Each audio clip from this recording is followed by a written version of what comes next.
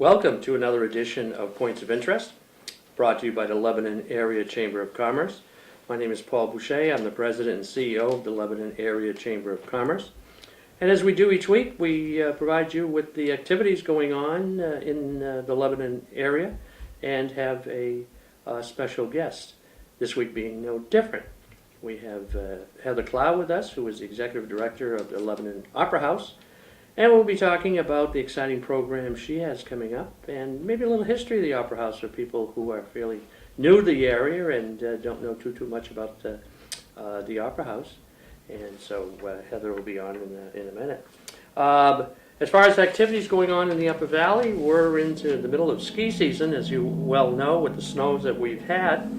And Stewart's Hill Ski Area is open full wallop. They open evenings every evening of the week and lit trails and such.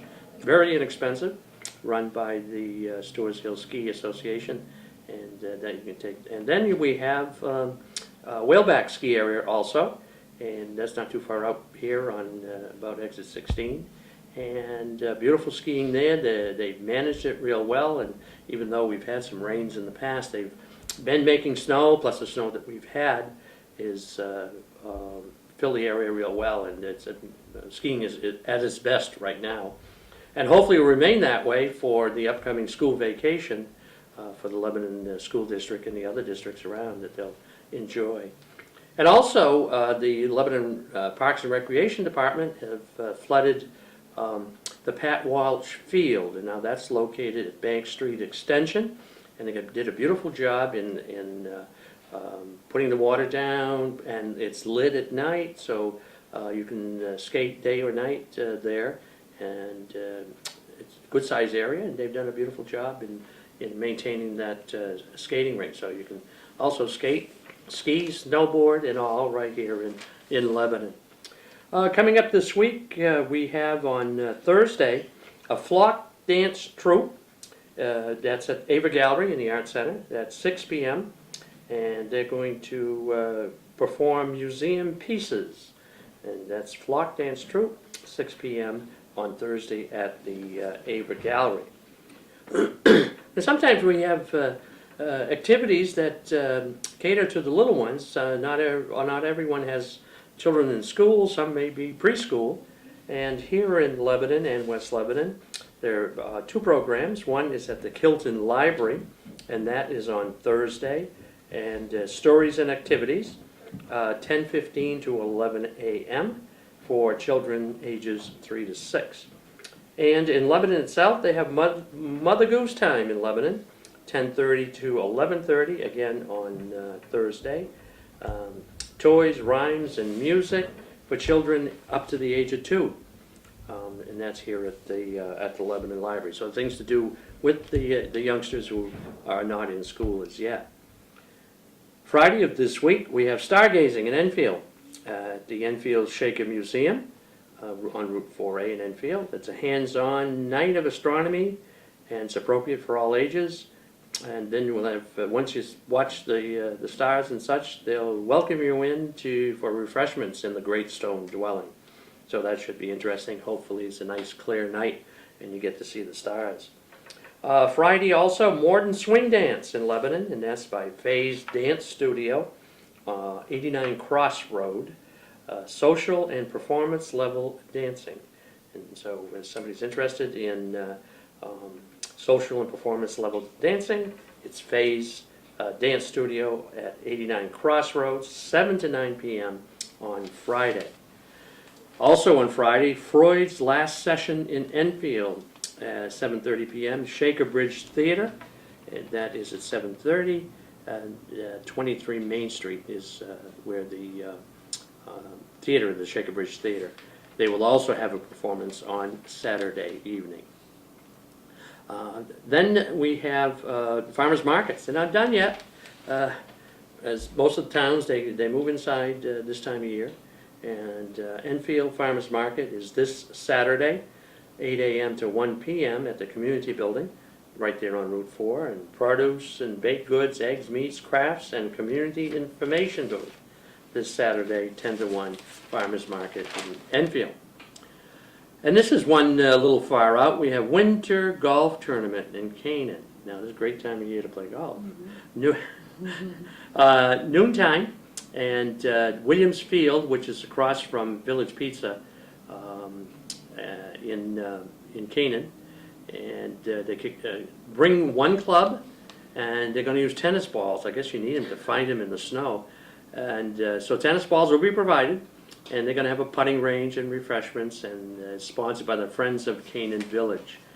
So Winter Golf Tournament in Canaan. That sounds like a lot of fun. And also the Lebanon Recreation and Parks Department on this coming Friday is doing Full Moon Fiesta, 6 to 8 p.m., Stores Hill Ski Area. It's an outdoor progressive meal combined with skiing, snowshoeing, and sledding under the glow of tiki torches. And that sounds like a lot of fun. Participants should bring your own bowl and utensils. They'll provide the food. And it's $10 per person. This is Stores Hill Ski Area this Friday, 6 to 8 p.m. And I normally, if you watch the program before, stick to activities from Lebanon, Enfield, Canaan, our catchment area. But every once in a while there's something that I really have to talk about, and this is a little out of our area. Valentine's Chocolate Auction.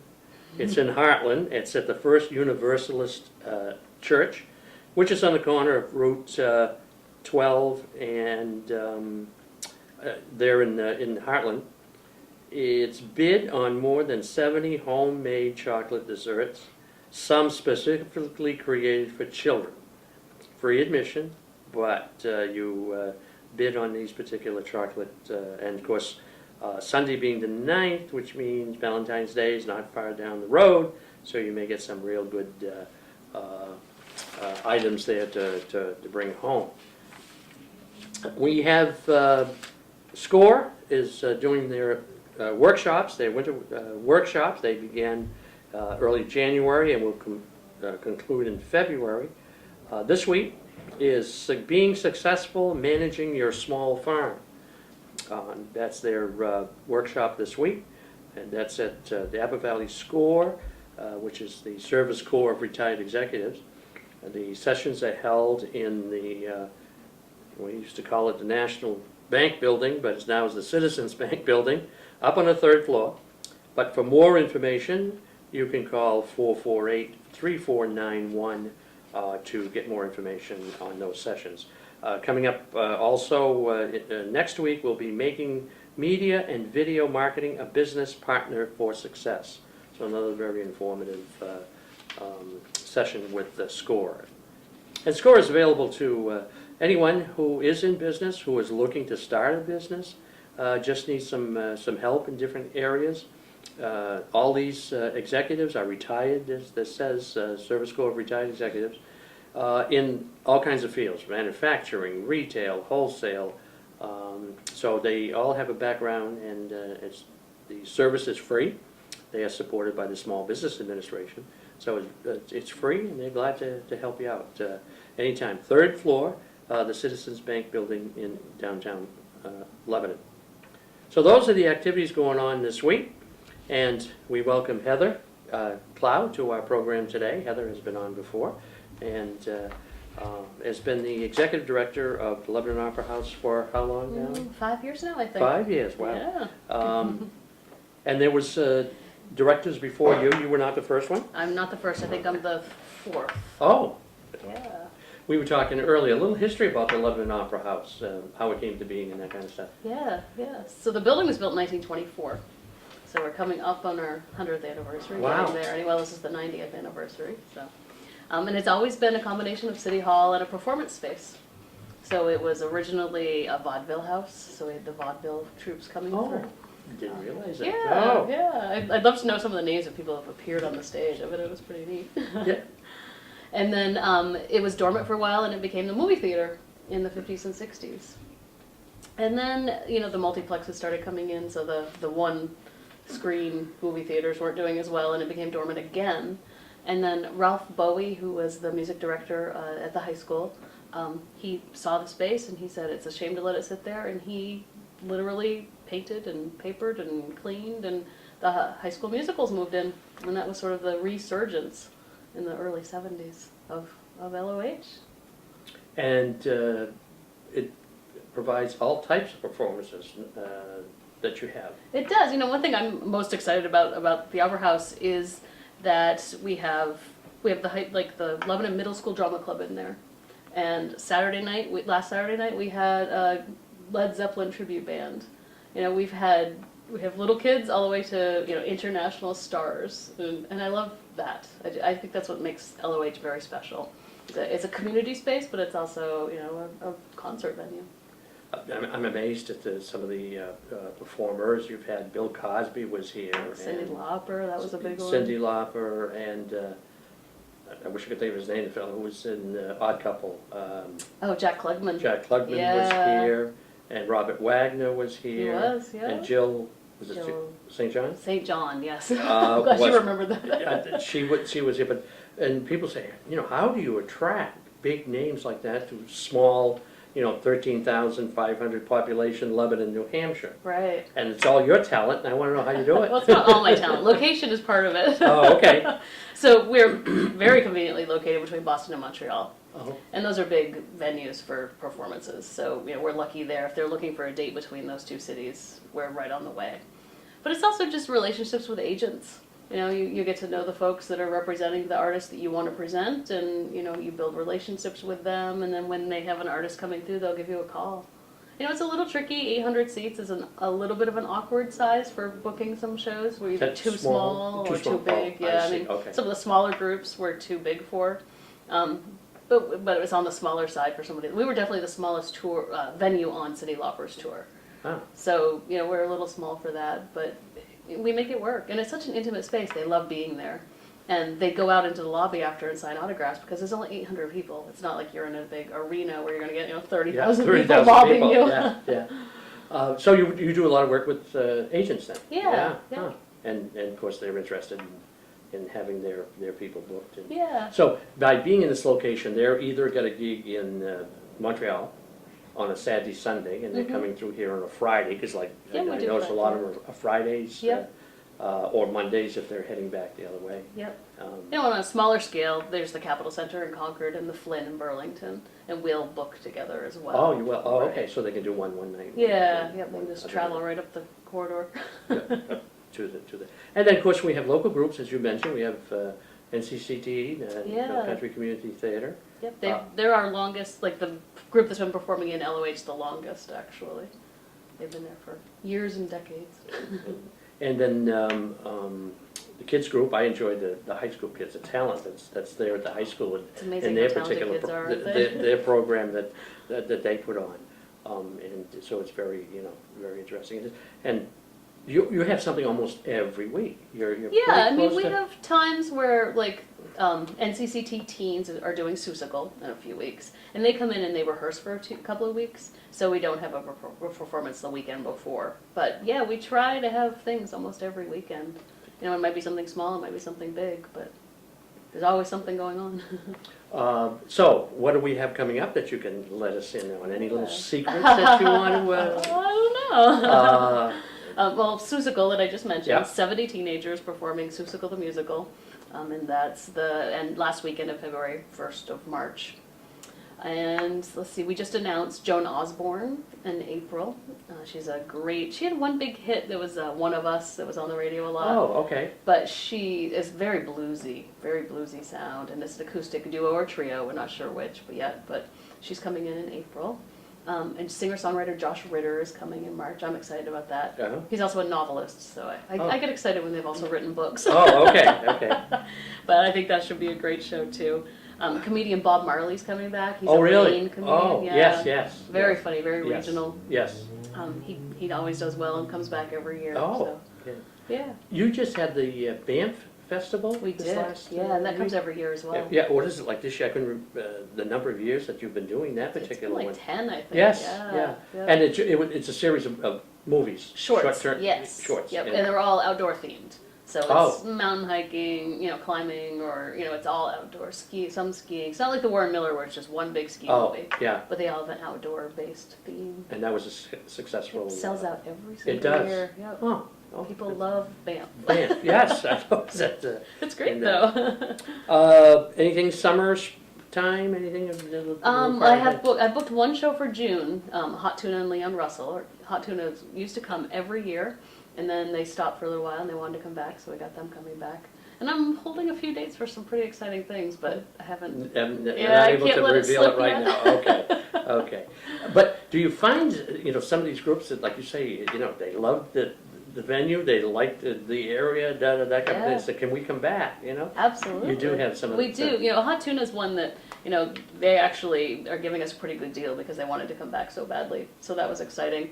But, we feed them well, Ah. and we have a great crew. It's very professional. The audiences are wonderful. They're respectful, but they're still into the music. And, Travis Tritt, the country singer, was here last year, Oh. and he said it was the best venue he's ever played. Well, excellent. So I think that's pretty exciting. For Little Lebanon, New Hampshire. For a little Lebanon, New Hampshire, but they all, even the performers that do the concerts in the park, they Yeah. always brag about having dinner at Three Tomatoes, Right. for example. They all, that's We've got their good venue. food. Good food, and they enjoy coming.